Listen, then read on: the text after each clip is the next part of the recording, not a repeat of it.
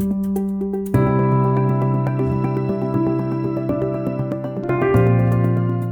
my name is Gabriel Rios II. Yeah, so I like to say like I was planned, like my parents. It was weird, like my mom got it down to like her period cycle to know like when exactly her days were to have me. So like my mom was saying that to me recently. So like yeah, my mom and dad were married. I have two older sisters, and then there was me. So they stopped. I'm guessing they just wanted a boy. But so yeah, so we had a traditional family household, raised Catholic.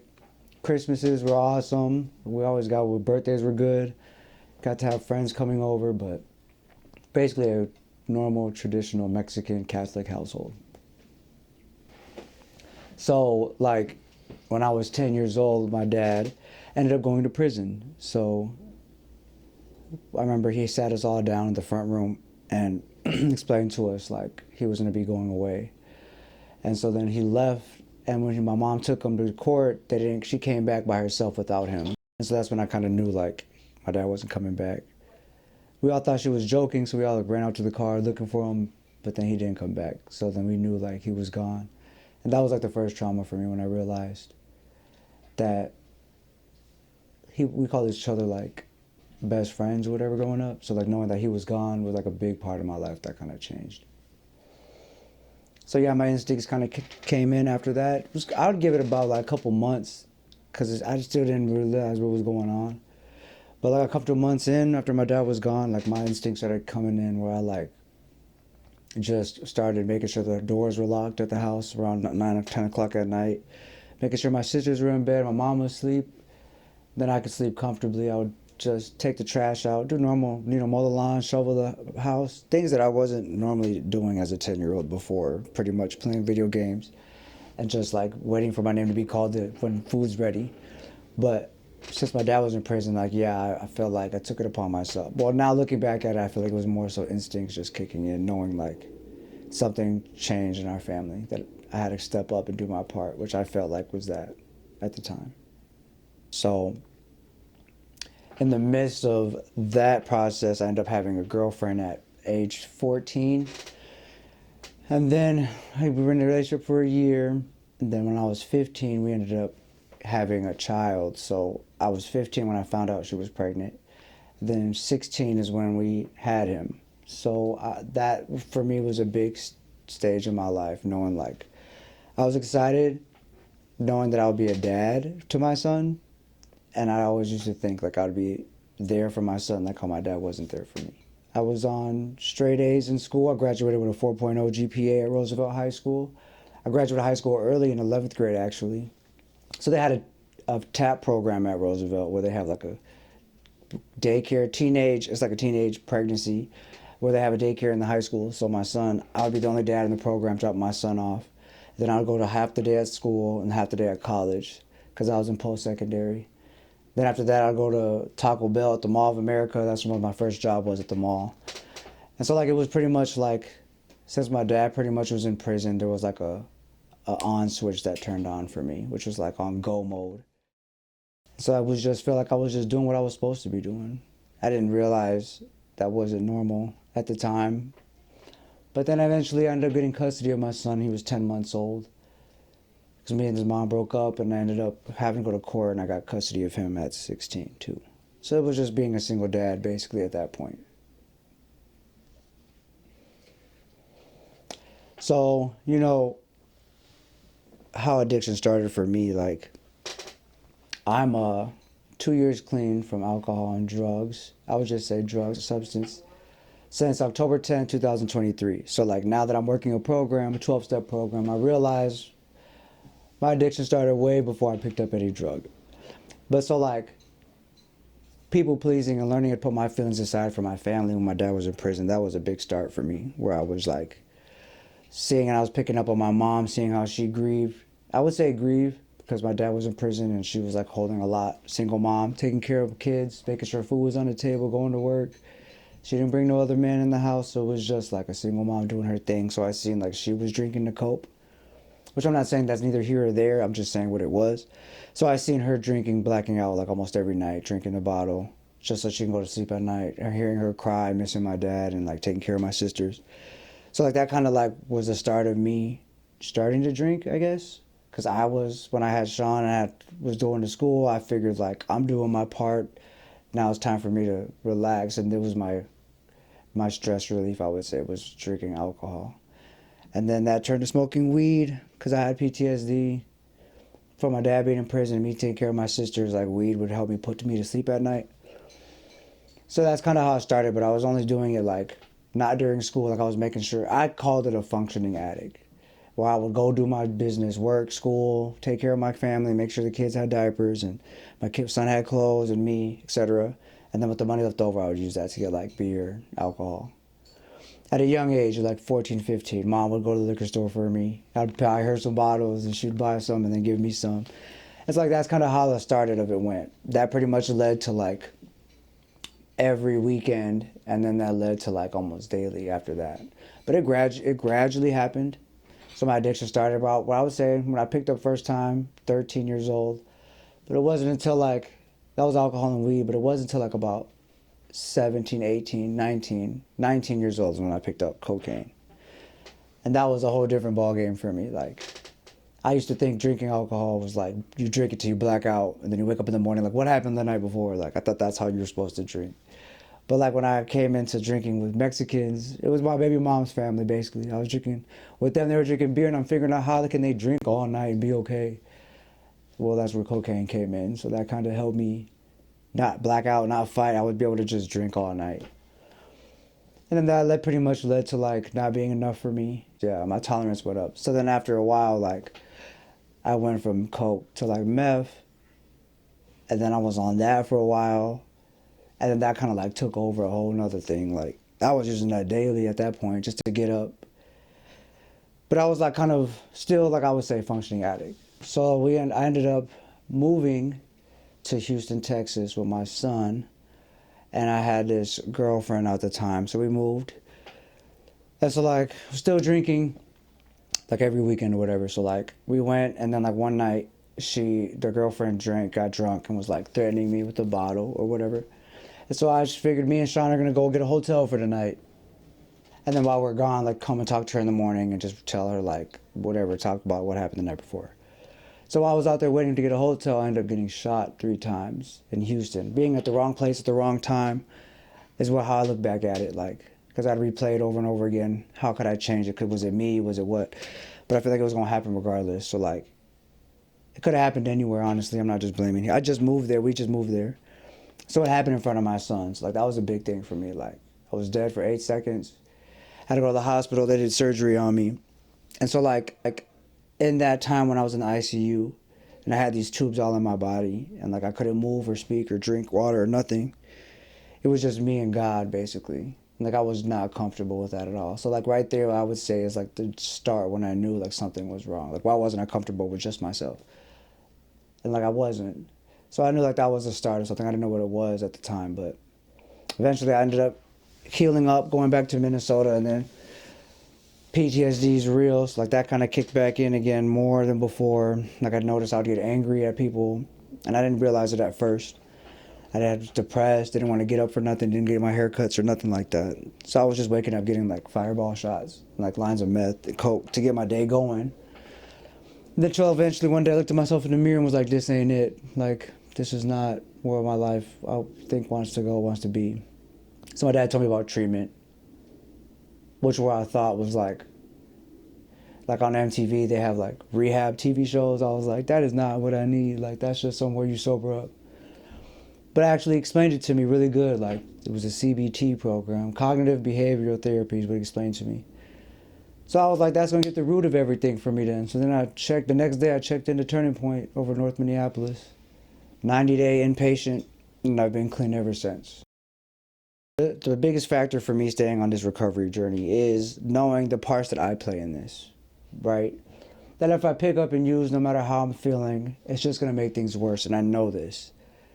So like, what am I going to do? The solution for me today is going to meetings and giving it back to the still suffering addict, which I have sponsees. I got a sponsor who has a sponsor. So at this point right now, I'm realizing that I have a lot to work on me. as in the parts that I play in things when life shows up. What part do I play in it, rather than blaming people or trying to fix something that I can't fix. I'm powerless over the past. I instead of having resentments of all the things that have happened, I have acceptance today and letting it go, and just knowing that I can't do nothing to change it. The thing I can do today is just worry about today, and every day I do that, it gets better, and I realize there's a solution for me to basically grow up and face my problems when they arise, not run away from them, which I was used to, or like turn to substance to numb my feelings. Now I get to actually feel today, and when that happens, I get good and bad times. Things like that happen, right? Because it's when my heart hurts, when it's like in danger zone for me. But today I have the solution to code to not pick up. And yes, I have my kids for sure, motivation, right? I have things in my life that I accomplished and I got by being clean, but at the same time, that all that materialistic stuff doesn't really amount to what? Because I can lose all that in a day, which I've been and seen in my life by getting shot. Like, life can happen just like that, quick. So it's like, it's keeping it simple for me, and just knowing that I have the power I have to do my part, and then learning when to let go and let God. So it's my balance every day. It's just waking up, doing my part, contributing to society, being the father, being the son, being the brother, being the man that God has purpose for me to be today, and then learn when to let go when I'm trying to take over too much and control life, when I'm trying to I'm the one messing up God's plans he has for me. So like, I get to learn to let go and let God and just listen to what he wants me to do, and being in tune with that. It's kind of like how I learned today I have a choice.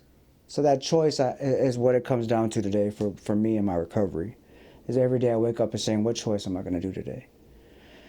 So it's just making the next right choice is what it's come down to for me. So that's kind of where I'm at. My family and culture, because I'm getting in a sense to know who actually is Gabe. Who am I? And like, this is who I am today. This is I'm not hiding from it. This is who I am, and I'm going to be proud of it, because that's what God got me to be today. So today I'm a director of youth and family services for Damascus Way. The organization's been nonprofit for about 50 years. And now they before we didn't have a youth and family services. And before it was just helping men coming out of prison, like re-entry services. But now, a part of that, we have this youth when we branched off, and I'm directing that. So I go into, juvenile alternative facilities and hold groups for teens and kids that basically people go to juvenile at age 11 to about, I would say, 17. So I go in there and just try and talk to them about their decisions and how conflict resolution, etc.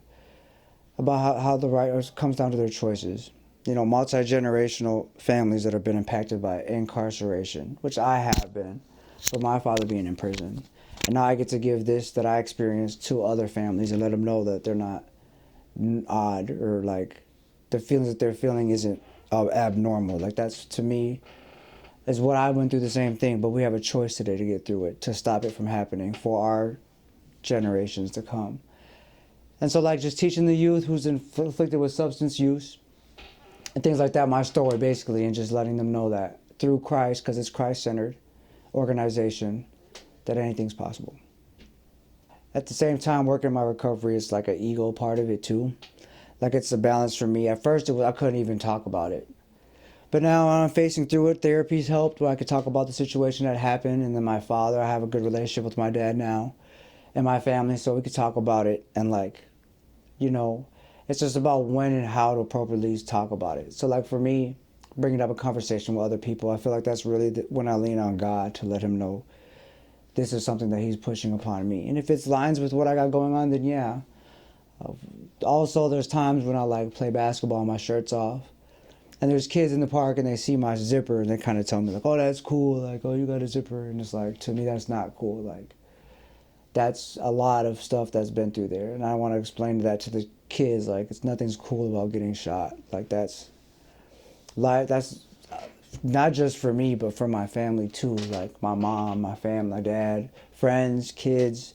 That's like, put a lot on through them. Regardless if I feel like it was up to me or wasn't up to me, like, I feel like it happened. But because it happened, I do am blessed to be able to use that to show other people who have been where I have been. Not exactly the same, but I'm saying relatable, that we can come through it and we have a choice. To make it grow, right now we have 2 groups, so I want to make it and implement it bigger. Yeah, my current goals are to implement programming in Hennepin County in Minneapolis, Minnesota. Whether that's referrals through the schools, through juvenile detention, through the probation officers, and to grow the fatherhood program that we have going on called Destiny Dads. I feel like that's a big piece and society's missing. It's how important fatherhood is to the family.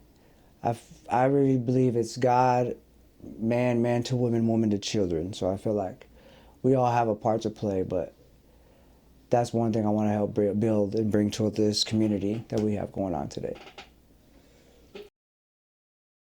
What makes me passionate about my career is my lived experience and how God's purpose got me here. Like, I didn't really go to school for any of this. I kind of just went through treatment and was referred the position, and I got there, and ever since then, like, they've been more. God, I feel like God's really paved this path for me. So like that's how I like about it.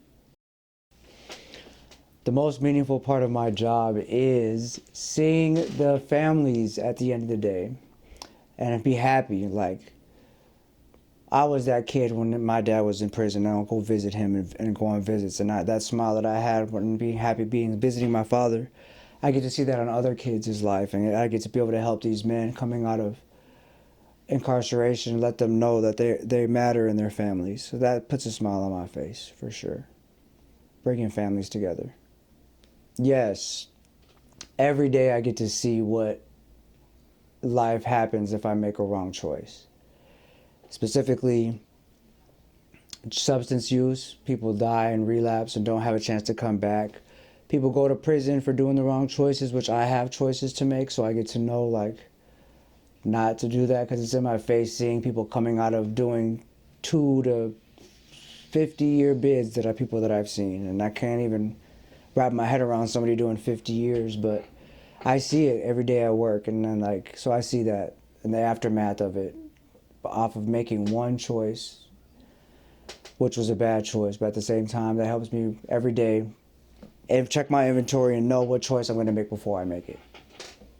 Yeah, the only person that can stop you is you. That's one thing I want to say. You know, keep being you so I can be me is one of the big things that I say to people, because it's about saying that you're important. God has you here for a reason, but you have to do your part, right?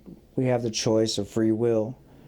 So, good or bad, God gave that to us. So within that, I feel like we all have a part in society to play, for our families, for our kids, for work, for society in whole, to just be the best version of ourselves we can be and not judge people for where they've been, and just remove stigmas of mental health and things of that nature in society. Like, just see people where they're at, because we all truly are beautiful people that God created.